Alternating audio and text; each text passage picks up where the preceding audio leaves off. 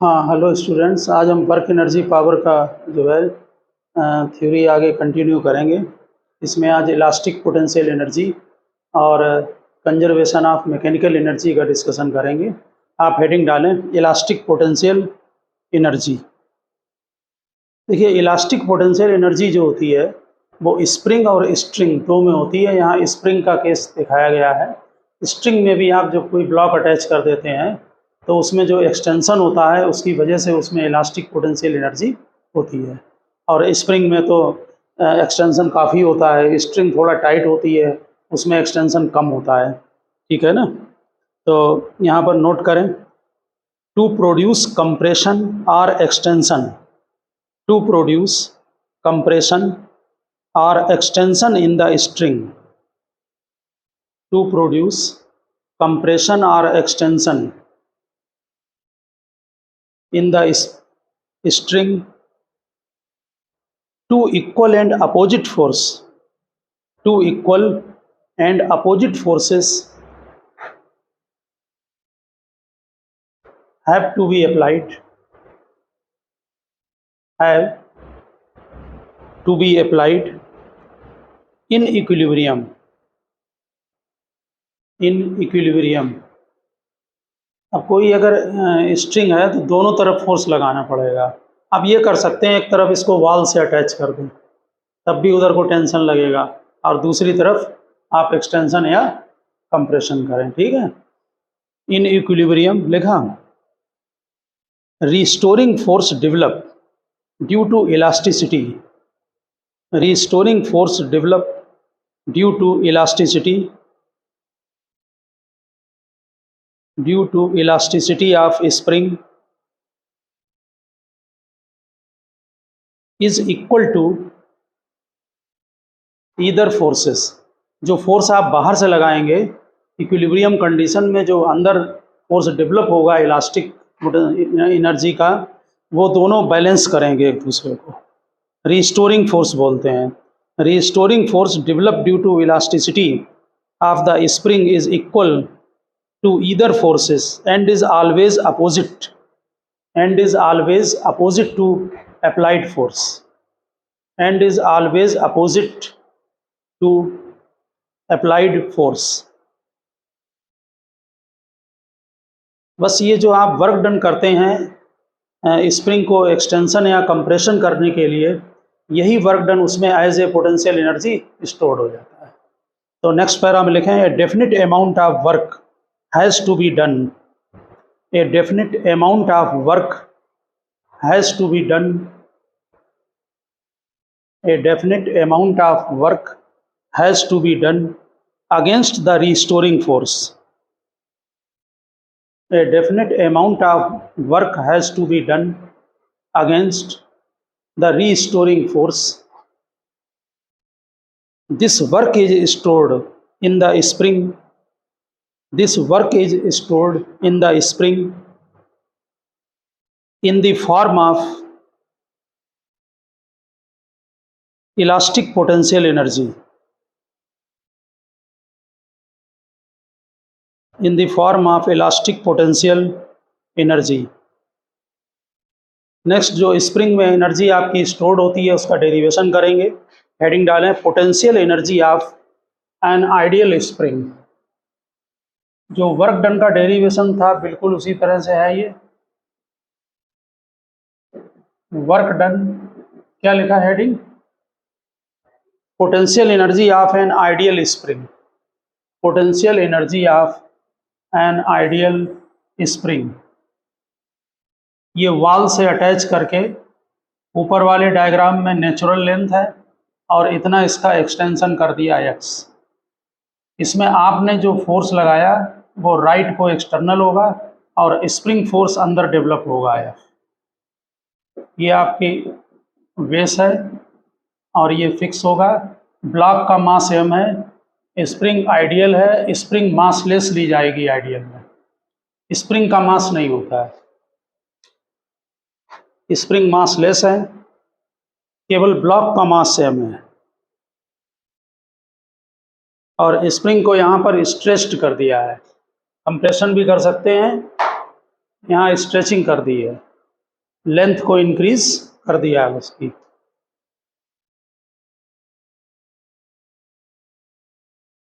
Same derivation है जो work done का किया था ना, बिल्कुल उसी तरह से।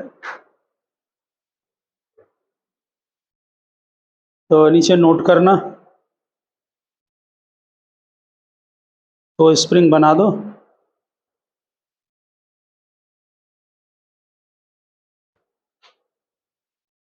देखिए, as the spring gets stretched, the restoring force is set up in the spring due to elasticity. Restoring force is set up in the spring due to elasticity. Theory आपको स्प्रिंग की मालूम है, इसका एक्सटेंशन कर दिया तो force इस तरफ को लगेगा, लेफ्ट को स्प्रिंग में। नेक्स्ट लाइन में लिखा है according to Hooke's law HOOKS, according to Hooke's law F proportional minus x, तो F is equal to minus KX, यानी जितना एक्सटेंशन होगा आइडियल केस में जो रिस्टोरिंग फोर्स है उसके प्रोपोर्शनल होगा। माइनस साइन आप समझ रहे होंगे, डायरेक्शन अपोजिट है इसलिए लगाया गया है। K लिख दें, K is called force constant और spring constant. K is called force constant और spring constant and it is inversely proportional to length, and it is inversely proportional to length, यानी K जो है वो लेंथ के inversely proportional होगा। Length जितनी ज़्यादा आप बढ़ा देंगे K की वैल्यू कम हो जाएगी। एक तरह से स्टिफनेस होती है, हार्डनेस, स्टिफनेस, ध्यान रखना। K inversely proportional length. Spring को अगर हम एक स्प्रिंग को कट कर दें, छोटी कर दें एक ही स्प्रिंग को, तो उसकी हार्डनेस बढ़ जाती है, K जो है वो इंक्रीज हो जाएगा। Negative sign shows that restoring force acts, negative sign shows that restoring force acts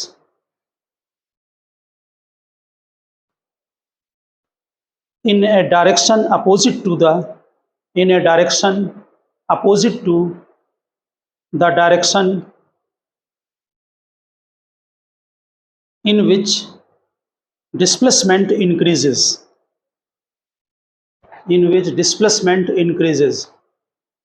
आपका डिस्प्लेसमेंट यहाँ राइट को पॉजिटिव है, फोर्स इसके अपोजिट है। अगर डिक्रीज कर देंगे तो फिर अपोजिट लगने लगेगा। नेक्स्ट पैरा में लिखना, suppose block further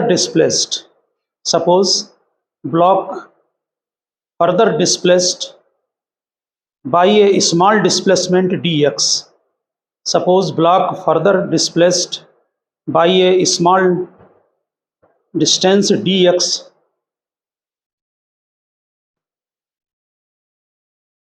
restoring force can be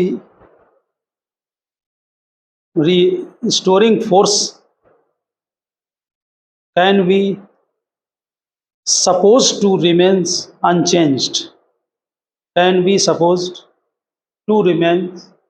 unchanged, यानी जो dx आप थोड़ा डिस्प्लेसमेंट करेंगे स्प्रिंग का, उतने में रिस्टोरिंग फोर्स को चेंज नहीं मानते हैं, वहाँ kx ही मानेंगे। ठीक है, restoring force remains unchanged, work done in increasing the length dx, work done in increasing the length by dx, work done in increasing the length by dx।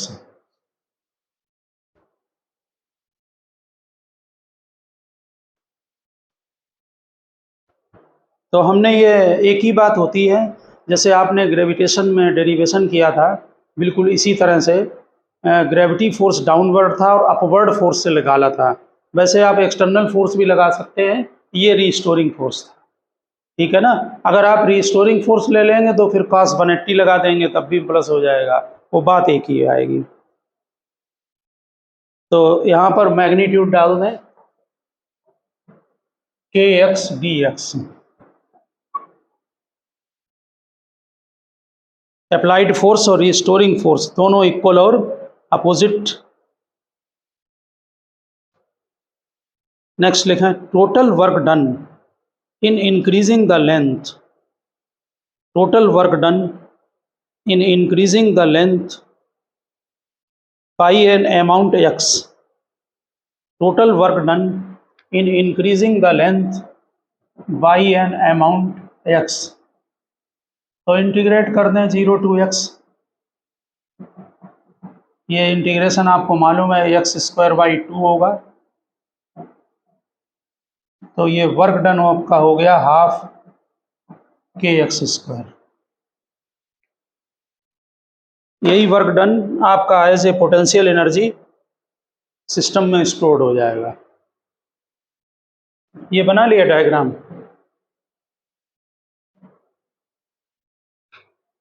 ऊपर वाला डायग्राम तो सेम डेरिवेशन है जो आपने किया था वहां पर वर्क डन का।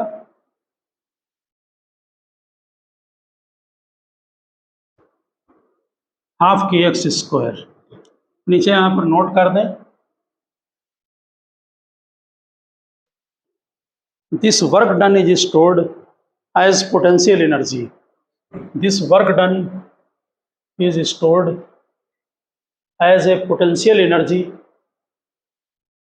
of spring, this work done is stored as a potential energy of spring, hence potential energy is equal to half kx square, half kx square। तो हम लोगों ने पोटेंशियल एनर्जी ग्रेविटेशन की और स्प्रिंग की elastic potential energy की study की थी। कल काइनेटिक एनर्जी भी आपने पढ़ लिया था, ठीक है ना। अब आप नेक्स्ट हेडिंग डालें work energy theorem, work energy theorem, work energy theorem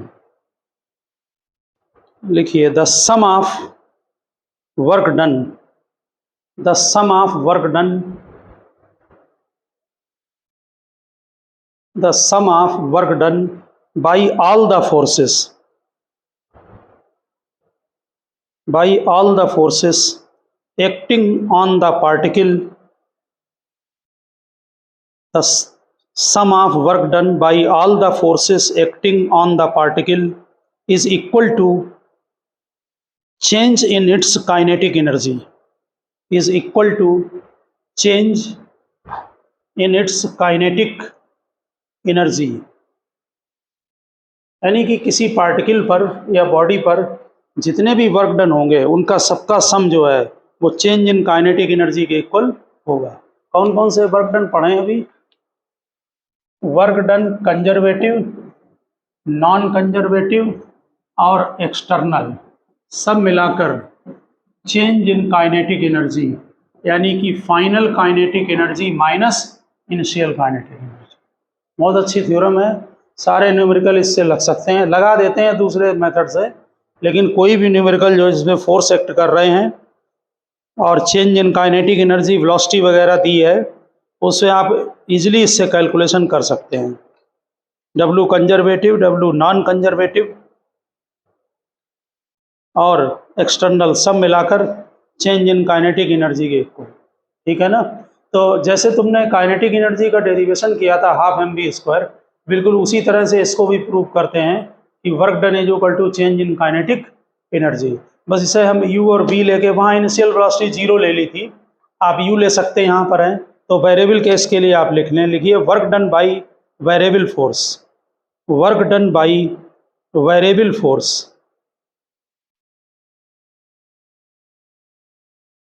work done by variable force. लिखिए suppose a body is, suppose a body is moving initially with velocity u and force F is applied on the body and force F is applied on the body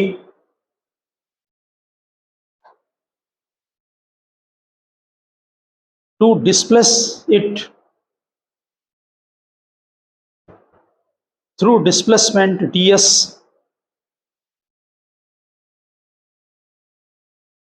vector लगा देना F और ds पर along the direction of force, along the direction of force.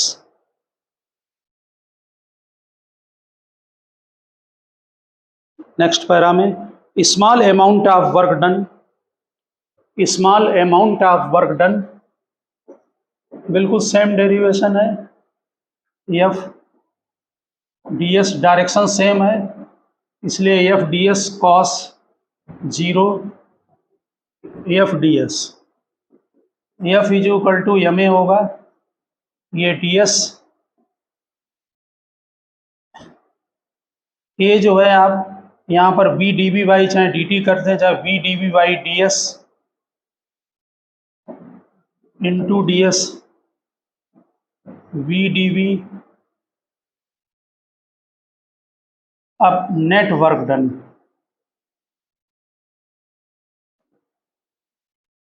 Integration कर दें, initial velocity u और final velocity v,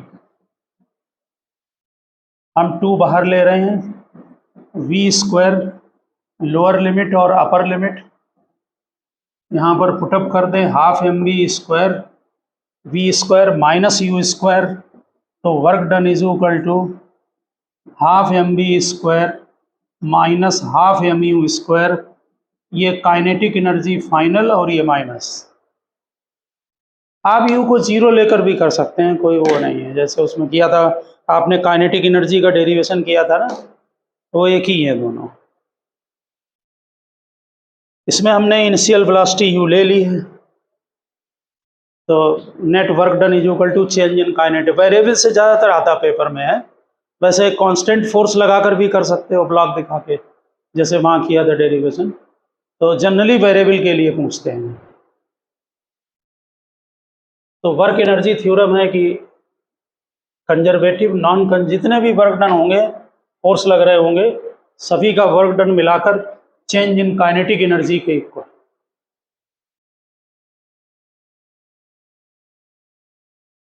D v by अगर D T लिखें acceleration को, तो D S by D T की जगह वेलोसिटी लिख देना, एक ही बात है।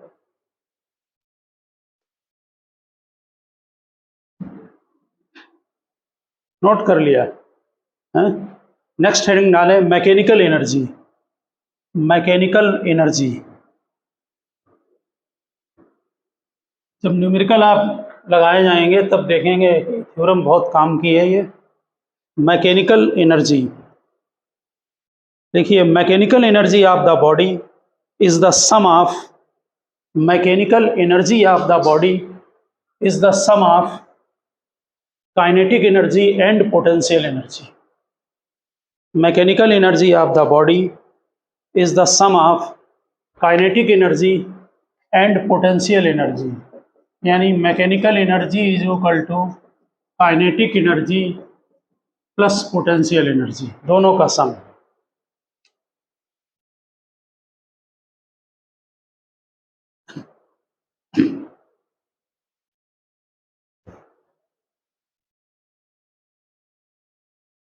नेक्स्ट आप हेडिंग डालें conservation of mechanical energy, conservation of mechanical energy, conservation of mechanical energy.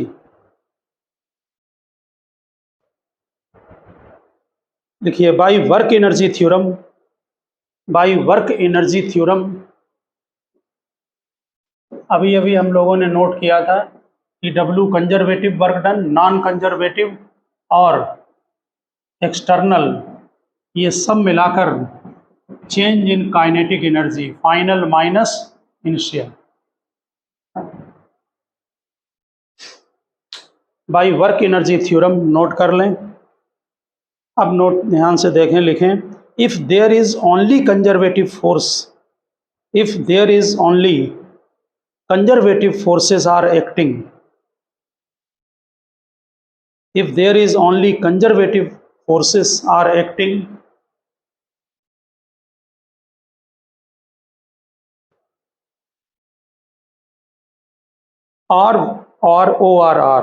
work done by other forces are zero. Work done by other forces are zero. इसका मतलब है कि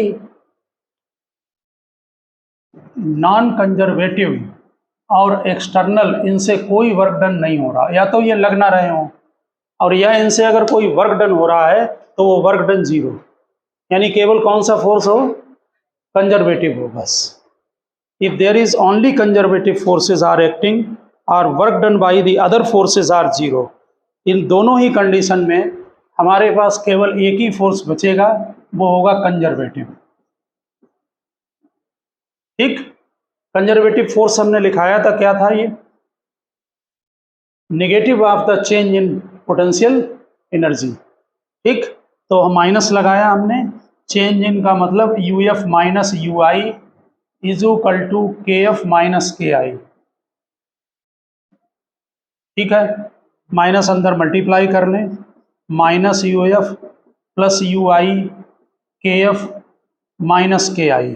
अब इनिशियल को एक तरफ ले आएं और फाइनल को दूसरी तरफ, इसका मतलब U F plus K F is equal to U I plus K I, और ये आपकी मैकेनिकल एनर्जी है फाइनल, और ये मैकेनिकल एनर्जी है इनिशियल। इसका मतलब है कि अगर कंजर्वेटिव फोर्स अगर एक्ट कर रहे हैं केवल बॉडी पर, तो जो मैकेनिकल एनर्जी है वो आपकी कंजर्व रहेगी, चेंज नहीं होगी, यानी कि initial mechanical energy is equal to final, लेकिन लगेगी जब केवल कंजर्वेटिव, अदर के लिए नहीं लगेगी।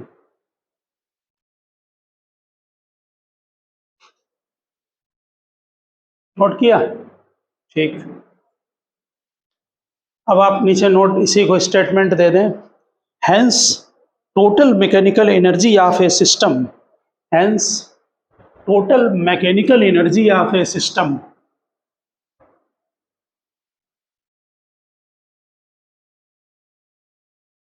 hence total mechanical energy of a system remains constant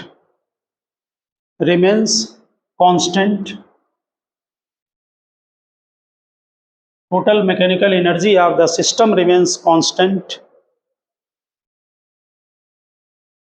if the internal forces are conservative, if the internal forces are conservative, external लग नहीं रहा है, नॉन कंजर्वेटिव भी नहीं है, internal forces are conservative and external force do no work, internal forces are conservative and external forces do no work. This is called principle of conservation of mechanical energy. This is called principle of conservation of mechanical energy. हम लोगों ने 10th में भी इसके gravity के case में बड़ा और स्प्रिंग के केस में एग्जाम्पल किए थे कि अगर एक बॉडी को हम ड्रॉप कर दें तो उनकी डिफरेंट 3 सिचुएशन लेकर उसमें शो करते थे कि जो एनर्जी है वो कंजर्व रहेगी। ठीक, तो वो एग्जाम्पल हैं आपके सिलेबस में, उसमें दोनों करेंगे, बॉडी को अपवर्ड प्रोजेक्ट कर दें या ड्रॉप कर दें। ठीक, तो शॉर्ट में कर लेंगे, आपको मालूम है वो। लिखिए example 1, let m be the mass of body, small m, let m be the mass of the body held at height h, let m be the mass of the body held at height h above the ground and falls freely under gravity, and falls freely under gravity, falls freely under gravity. हाँ, देखिए ये body का मास है, मैं ये under gravity आ रहा है नीचे को, इसकी एक पोजीशन ये, आपने इसकी इनिशियल हाइट h ले ली है, इनिशियल वेलोसिटी इसकी 0 है, फ्री फॉलिंग का केस है, तीन केस में एक ए, बी और सी, इसकी डिस्टेंस x ले लें और ये डिस्टेंस अर्थ से हो जाएगी h माइनस एक्स। तो इन तीनों केस में हम कंजर्वेशन का प्रूफ करेंगे। पहले एट ए पर पोटेंशियल एनर्जी शार्ट में लिख रहे हैं पी एम जी एच होगी, हाइट h है, काइनेटिक एनर्जी 0 होगी, इसलिए यहाँ पर टोटल एनर्जी जो होगी वो kinetic plus potential m g h होगी। अब हमें तीनों प्लेस पर प्रूव करना है बी और सी पर कि इसकी जो टोटल एनर्जी है वो एम जी एच रहेगी। आपको आता हो तो कर लेना जरा। एट बी पॉइंट पर पोटेंशियल एनर्जी बी पर चेक करें। बी पर जो हाइट है वो h माइनस एक्स है, इसलिए पोटेंशियल एनर्जी होगी m g h minus x. ठीक, काइनेटिक एनर्जी यहाँ पर वेलोसिटी एज्यूम कर ले रहे हैं, यहाँ पर v1 ले लो चाहे। यहाँ काइनेटिक एनर्जी जो है वो हाफ एम v1 स्क्वायर। अब काइनेमेटिक्स की इक्वेशन लगा दें, v1 square is equal to u square plus twice g h. H की जगह यहाँ हाइट x है, x डिस्टेंस ट्रेवल किया है। ठीक, u यहाँ पर 0 है, इसलिए v1 square is equal to 2gx। ये वैल्यू v1 की आप पुटअप कर दें इसमें इक्वेशन नंबर 1 में।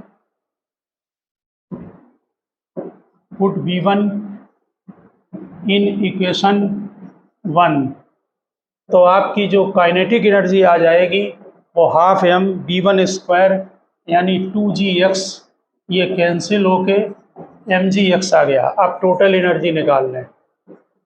टोटल एनर्जी में दोनों का सम कर दें, kinetic energy plus potential energy.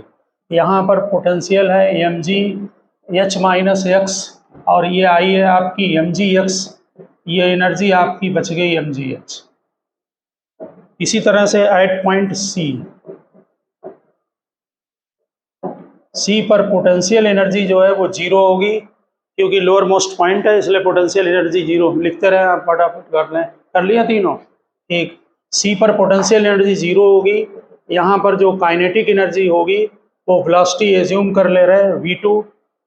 किस पॉइंट पर वेलोसिटी जो है वो v2 है स्ट्राइक करते समय। फिर काइनेमेटिक्स की इक्वेशन लगा दें, v2 square is equal to u square plus 2gh। तो u 0 है इसलिए ये 2gh आ गई, u यहाँ पर 0 है। अब यहाँ पर पुटअप कर दें आप, kinetic energy is equal to v2 square की वैल्यू, तो mgh आ गई। अब टोटल एनर्जी इनका सम कर दें तो mgh हो गई, क्योंकि यहाँ पर पोटेंशियल 0 है। तो तीनों प्लेस पर जो है आपने कंजर्वेशन हो गया, mgh के इक्वल है, यानी कि आपकी जो एनर्जी है वो कंजर्व रहेगी। ठीक, यहाँ पर अगर आप जो एनर्जी आपने निकाली है काइनेटिक पोटेंशियल, अगर हाइट के साथ ग्राफ बनाते हैं, दो ग्राफ मिल सकते कहीं पर कम्पिटिटिव में, ध्यान रखना पोजीशन या हाइट। यहाँ हम हाइट के साथ बना रहे हैं। ठीक, तो जो हाइट है अर्थ के सरफेस पर, हाइट जो है यहाँ पर 0 होगी ओरिजिन पर। ठीक, यहाँ पर पोटेंशियल एनर्जी 0 होगी। ठीक है, और लोअर मोस्ट पॉइंट पर काइनेटिक एनर्जी मैक्सिमम होगी। तो ये हमारा ग्राफ डॉटेड वाला काइनेटिक एनर्जी है, ये पोटेंशियल, और लाइन यहाँ तक ले जाना, इनको मिला दो, ये टोटल एनर्जी। ऊपर वाली लाइन टोटल एनर्जी। ठीक है ना, ये हमने हाइट के साथ बनाया है ग्राफ। अगर आप पोजीशन लेंगे, अपवर्ड को लेकर चलेंगे वहां से, देखिए पोजीशन अगर यहाँ से लेकर आप स्टार्ट करते हैं इस जगह पर, तो यहाँ पर फिर काइनेटिक 0 होगी, पोटेंशियल मैक्सिमम होगी, तो ये उल्टे हो जाएंगे ग्राफ। फिर काइनेटिक ये हो जाएगा, पोटेंशियल ये हो जाएगा। ठीक है ना, अगर वहाँ से स्टार्ट करते हैं। ये हाइट के साथ ग्राफ बना दिया है, बिल्कुल जैसे आपने ये डेरिवेशन किया है। कभी कभी पेपर में पूछ लेते हैं कि बॉडी को u वेलोसिटी से प्रोजेक्ट कर दिया,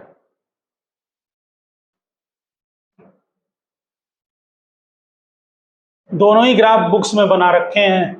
कहीं कहीं पर उन्होंने पोजीशन से बना दिया है, कहीं कहीं पर हाइट से बना दिया। तो ध्यान रखना, अगर अर्थ से ले लें हाइट, आप जो भी ग्राफ बनाएं वहाँ नोट कर देना कि h जो है वो हाइट है from the surface of earth, तो मिस्टेक नहीं होगी। बिल्कुल ठीक इसी तरह से पेपर में इसमें ये भी दे सकते हैं आपको कि ये कोई बॉडी है मास m की, इसको u वेलोसिटी से प्रोजेक्ट कर दिया, ये h हाइट तक जाती है, यहाँ पर एक पोजीशन बीच में ले लें और 3 पॉइंट ये ले लिए हमने, नीचे वाला पॉइंट A, ये B और ये C, जहाँ से स्टार्ट करेंगे वो सिचुएशन पहले दिखानी है। तो इसलिए यहाँ पर ये सेकंड एग्जाम्पल है, एग्जाम्पल सेकंड। तो पहले ऐड ए पर क्या होगा, ए पर potential energy 0, kinetic energy half mu², तो टोटल एनर्जी दोनों का सम हो जाएगा। इसका मतलब यहाँ टोटल एनर्जी जो आएगी वो हाफ mu² होगी। अब हमें यही प्रूव करनी है तीनों जगह। अब ऐड बी पॉइंट पर यहाँ से हाइट ले लीजिए x अर्थ सरफेस से, और ये हो गई आपकी h माइनस h। ठीक है, किसी बॉडी को प्रोजेक्ट कर दिया वर्टिकली अपवर्ड, देख लेना क्वेश्चन कौन सा दिया, ड्रॉप वाला दिया है या वो। तो बी पर जो पोटेंशियल एनर्जी होगी वो mgx होगी। स्पीड यहाँ पर v1 ले रहे हैं, यहाँ पर स्पीड v2। यहाँ हाईएस्ट पॉइंट पर तो सॉरी स्पीड 0 हो जाएगी, तो यहाँ पर वेलोसिटी जो है v = 0 लिख दें। तो बी पॉइंट पर पोटेंशियल एनर्जी हाइट x है तो mgx। अब काइनेटिक एनर्जी हाफ mv1²। अब काइनेमेटिक्स की इक्वेशन लगाएं तो v1² = u² - 2gx। ठीक है, अब यहाँ पर ये वैल्यू पुटअप करके दोनों को प्लस कर दें, तो काइनेटिक एनर्जी = हाफ mv1 की वैल्यू डाल दें, u² - 2gx। ओके, अब टोटल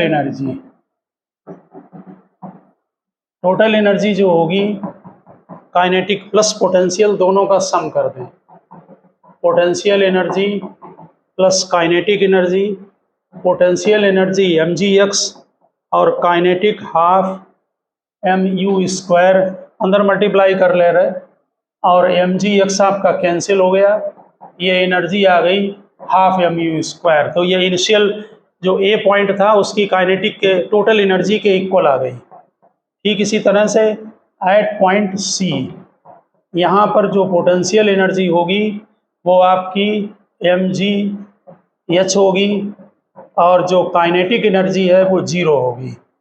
अब काइनेमेटिक्स की इक्वेशन लगा दें, v² = u² + 2as में फाइनल वेलोसिटी 0 है, इनिशियल वेलोसिटी प्रोजेक्ट करते समय u है -2gh, तो h की जगह वैल्यू पुटअप कर दें u²/2g। ठीक, तो यहाँ पर कर रहे हैं वर्किंग। अब जो पोटेंशियल एनर्जी है आपकी उसमें mgh की जगह वैल्यू डाल दें u²/2g, ये आ गई हाफ mu²। अब टोटल एनर्जी दोनों का सम कर दें तो ये हाफ mu² के इक्वल हो गई। कुल मिला के अगर बॉडी को ड्रॉप करते हैं तो तीनों जगह आपको प्रूव करना होगा कि एनर्जी mgh है। अगर बॉडी को प्रोजेक्ट करते हैं तो तीनों जगह प्रूव करना होगा कि एनर्जी हाफ mu² है। काइनेमेटिक्स की इक्वेशन की हेल्प लें और उससे ड्राइव कर दें इसको। यहाँ पर भी अगर आप हाइट के साथ ग्राफ बनाते हैं तो वही ग्राफ बनेगा। यहाँ से बॉडी प्रोजेक्ट की है, काइनेटिक यहाँ मैक्सिमम होगी, यहाँ काइनेटिक 0, बिल्कुल स्ट्रेट लाइन ग्राफ बनेंगे। ठीक है ना, और जो टोटल एनर्जी है वो straight line parallel to the x axis होगी। ये बन गया आपका कंजर्वेशन ग्रेविटेशनल के केस में।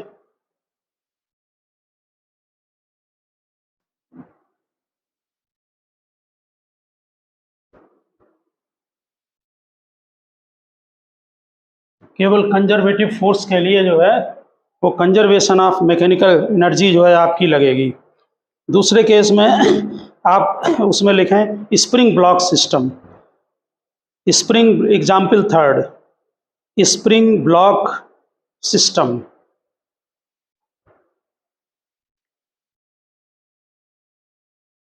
देखिए स्प्रिंग ब्लॉक सिस्टम में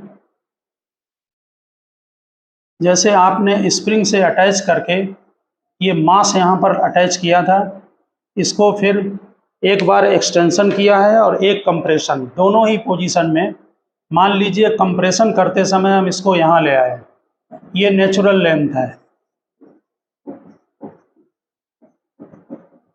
नेचुरल लेंथ, ये कंप्रेस कर दिया x और यहाँ पर ये आगे बढ़ा कर इसका एक्सटेंशन कर दिया, ये भी x कर दिया एक्सटेंशन। दोनों एक ही डायग्राम पर दिखा दिए हैं, जरा मुझे बताते जाएं।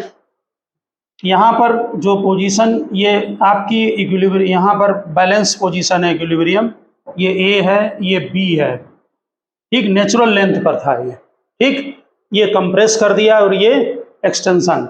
जरा यहाँ पर बताएं, यहाँ काइनेटिक कितनी होगी? अगर यहाँ वेलोसिटी v है तो काइनेटिक एनर्जी हाफ mv², और ये मैक्सिमम होगी, काइनेटिक मैक्सिमम होगी, ठीक। पोटेंशियल हम यहाँ जीरो एज्यूम कर लेते हैं, जरूरी नहीं, ठीक, क्योंकि potential change in potential defined है, तो इस जगह पर हम पोटेंशियल एनर्जी जो ग्राफ वगैरह बनाते हैं वहाँ जीरो एज्यूम कर लेते हैं। इन दोनों सिचुएशन में ए और बी पर यहाँ पर काइनेटिक कितनी होगी? जीरो, क्योंकि पार्टिकल रेस्ट में आ जाएगा, ठीक है ना। और यहाँ पर जो पोटेंशियल एनर्जी होगी वो कितनी होगी? हाफ kx², जो कि अभी आपने बनाई थी।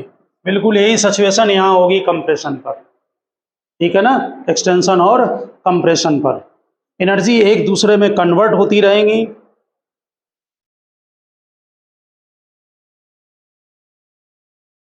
जब ये ध्यान रखना, जब ये मैक्सिमम सिचुएशन में जाता, अगर मान लीजिए आप इसको खींच के देखिए, इधर को छोड़ देते हैं और ये ऑसिलेट करता है, ठीक, तो अगर जो मैक्सिमम डिस्प्लेसमेंट होगा वो इसका एम्पलीट्यूड कहलाता है, ठीक है ना। मैक्सिमम डिस्प्लेसमेंट अगर जो है, मैक्सिमम डिस्प्लेसमेंट को जनरली स्मॉल ए या कैपिटल ए से लिखते हैं। मैक्सिमम डिस्प्लेसमेंट पर, एट मैक्सिमम डिस्प्लेसमेंट, यहाँ पर बॉडी रुक जाएगी, काइनेटिक जीरो हो जाएगा, पोटेंशियल कितनी हो जाएगी यहाँ पर? हाफ ka², और ये किसके इक्वल होगी? हाफ mv², क्योंकि एनर्जी आपस में कन्वर्ट होती रहेगी। ये हमने जनरल यहाँ लिख दिया है, ठीक है ना, लेकिन यहाँ ये x जो है वो a के इक्वल हो जाएगा, क्योंकि हमने काइनेटिक को यहाँ जीरो ले लिया है, यानी एम्पलीट्यूड के इक्वल हो जाएगा, यानी x जो है वो a के इक्वल। यहाँ पर भी हम k² कर दे रहे हैं, पोटेंशियल सारी काइनेटिक पोटेंशियल में कन्वर्ट हो जाएगी। तो अगर आप देखेंगे तो हाफ mv², ये फार्मूला आप लगाकर एम्पलीट्यूड वगैरह का कैलकुलेशन कर सकते हैं। ये 2 कैंसिल हो जाएगा, a निकाल लें या k पूछा जाए, जो भी आपसे वैल्यू पूछी जाए, half mv² is equal to ka², इसको लगाकर आप सॉल्व कर सकते हैं। इससे वेलोसिटी निकाल सकते हैं, बीच में मैक्सिमम कितनी होगी। आगे होगी बात समझ में। काइनेटिक और पोटेंशियल आपस में कन्वर्ट होती रहेंगी। अब इनका ग्राफ बनाएंगे। मैक्सिमम कंप्रेशन और मैक्सिमम एक्सटेंशन पर जो x है वो एम्पलीट्यूड के इक्वल हो जाएगा। यहाँ पर भी जो है वो a ले लीजिए आप, एम्पलीट्यूड के इक्वल, x a के इक्वल।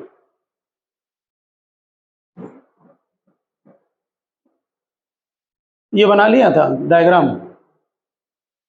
इसी डायग्राम को बनाकर वहां शो कर देना पेपर में कि कहाँ कहाँ पर काइनेटिक मैक्सिमम है और कहाँ जीरो है, और फिर ये ग्राफ।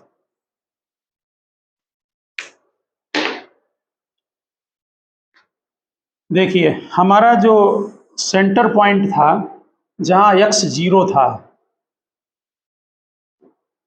ये x इधर, ये ओरिजिन है, यहाँ पर आपने पोटेंशियल को जीरो लिया है, पैराबोला बनेगा क्योंकि kx² है।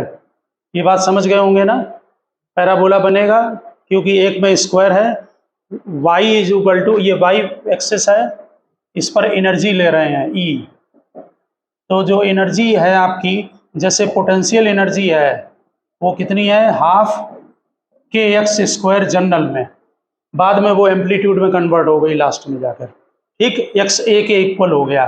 तो यहाँ पर जो मैक्सिमम अगर है तो हम प्लस ए ले सकते हैं, यहाँ पर हम माइनस ए ले सकते हैं, ठीक, नेचुरल लेंथ से एक्सटेंशन और कंप्रेशन। तो ये ग्राफ काहे का बना?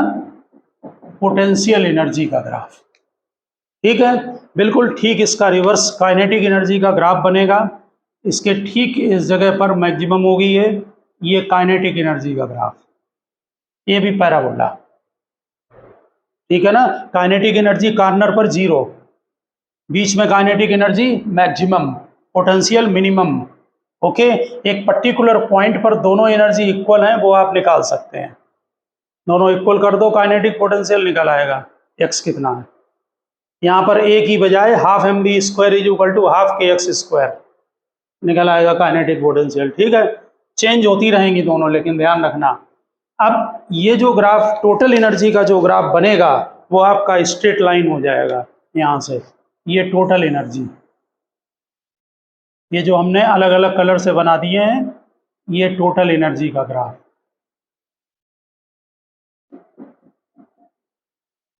Total energy. इस थ्योरी में इस बात का एजम्पशन है कि जो एनर्जी आपकी है वो लोएस्ट पॉइंट पर या नेचुरल लेंथ पर, सिंपल पेंडुलम में भी यही बनेगा ग्राफ, जो लोएस्ट पॉइंट पर जो एनर्जी है आपकी, वो एनर्जी जो है आपकी पोटेंशियल वो मिनिमम है और वो 0 ली गई है वहाँ पर। बिल्कुल इसी टाइप का जो सेम केस बनता है वो सिंपल पेंडुलम का भी यही बनेगा, वहाँ भी एनर्जी कंजर्व रहती है, काइनेटिक और पोटेंशियल आपस में कन्वर्ट होती रहती हैं एनर्जी। सिंपल पेंडुलम के केस में मान लीजिए आपने ये बॉब को अटैच करके और एक तरफ इसे ऑसिलेट करा दिया, ये ऑसिलेट करा दिया, यहाँ पहुँच गई, ये यहाँ पहुँचा, बस ये मैक्सिमम एक्सटेंशन है थीटा एंगल पर, एम्पलीट्यूड हो गया, ठीक, और स्मॉल डिस्प्लेसमेंट होता है, यहाँ पर काइनेटिक होगी हाफ एम बी स्क्वायर होगी ना, और यहाँ पर यही काइनेटिक पोटेंशियल में कन्वर्ट हो जाएगी, यहाँ पर पोटेंशियल वही होती है हाफ के ए स्क्वायर, यहाँ भी पोटेंशियल एनर्जी यहाँ पर मैक्सिमम, यहाँ पर काइनेटिक एनर्जी मैक्सिमम, और पोटेंशियल को हम मिनिमम एज्यूम कर सकते हैं जो कि 0 है, ये भी एजम्पशन है, यहाँ 0 ले लिया है। कभी कोई क्वेश्चन ऐसा आ सकता है, कराएंगे क्वेश्चन जिसमें 0 नहीं होती है, यहाँ पोटेंशियल एनर्जी मैक्सिमम होगी जो कि हाफ के स्क्वायर के इक्वल, यहाँ के उसके इक्विवेलेंट वैल्यू होती है स्प्रिंग कांस्टेंट की, ठीक है ना। सेम सिचुएशन रहेगी, सेम ग्राफ बनेगा एक जैसा, ये हाफ के एक्स स्क्वायर, और यहाँ पर काइनेटिक एनर्जी 0, काइनेटिक यहाँ 0 जरूर होगी, ये बात मेरी समझ रहे, ये कंपलसरी है कि यहाँ काइनेटिक 0 होगी, क्योंकि बॉडी रुक जाएगी, स्टॉप हो जाएगी, लेकिन ये जरूरी नहीं है कि यहाँ पोटेंशियल 0 हो, इसकी गारंटी नहीं है, हम एज्यूम करते हैं, वो अलग मैटर है। ग्राफ दोनों के एक जैसे ही बनेंगे, तो ये वाइब्रेशन सिंपल पेंडुलम का था, पोटेंशियल और इसका काइनेटिक का ग्राफ एक जैसे, सिंपल पेंडुलम। आपने बहुत सारे 3-4 एग्जाम्पल किए, ग्रेविटी के 2 केस लिए, स्प्रिंग का केस लिया, और यहाँ पर ये सिंपल पेंडुलम का केस लिया, ये ग्राफ बना लिया है ये वाला। बाकी तो सिंपल पेंडुलम अभी एक्सपेरिमेंट किया आपने, आप समझ गए होंगे, लोएस्ट पोजीशन पर काइनेटिक मैक्सिमम, और हाईएस्ट पर जब एक्सट्रीम पोजीशन पहुंचेगी एक कॉर्नर पर या दूसरी तरफ के कॉर्नर पर, तब आपकी जो है वो पोटेंशियल मैक्सिमम और काइनेटिक 0, क्योंकि बॉडी स्टॉप कर जाएगी कॉर्नर पर।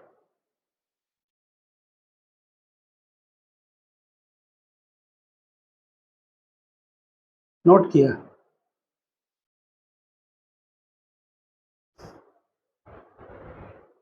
बस एक पॉइंट और नोट कर लें,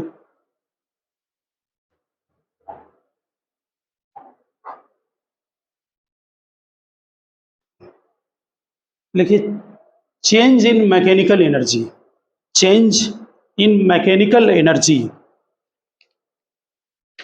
चेंज इन मैकेनिकल एनर्जी। देखिए, इफ नॉन कंजर्वेटिव फोर्सेस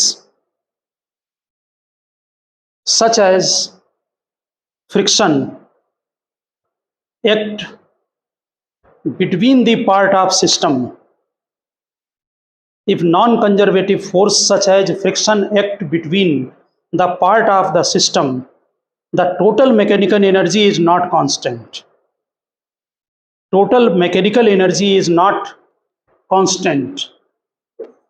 तो वर्क एनर्जी थ्योरम थी, कंजर्वेटिव, नॉन कंजर्वेटिव, एक्सटर्नल, ये सब मिलाकर change in kinetic energy. W जो कंजर्वेटिव आपका होता है वो अभी हम लोगों ने वैल्यू डाली थी UF माइनस UI, ये W नॉन कंजर्वेटिव, ये एक्सटर्नल, ये KF माइनस KI।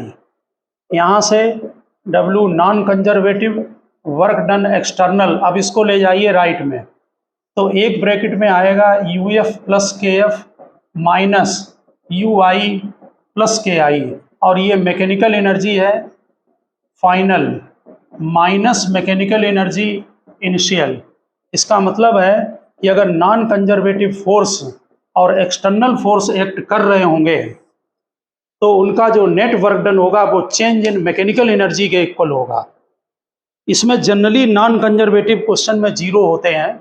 अगर नॉन कंजर्वेटिव जीरो हो गए तो नेट वर्क डन जो एक्सटर्नल आएगा फोर्स का वो चेंज इन मैकेनिकल एनर्जी के इक्वल होगा। ठीक से तो ये आप जब क्वेश्चन करेंगे हम तो तब ये और क्लियर होंगे व्यू इनका। बस थ्योरम ये जरूर लगती हैं और क्वेश्चन इनसे सॉल्व होते हैं। इन जनरल में W नॉन कंजर्वेटिव जीरो होता है, अगर नहीं है तो लगाया जाएगा। W एक्सटर्नल है, इसका मतलब एक्सटर्नल जो वर्क डन होगा वो final mechanical energy minus initial mechanical energy के इक्वल हो जाएगा अगर नॉन कंजर्वेटिव फोर्स एक्ट नहीं कर रहे हैं।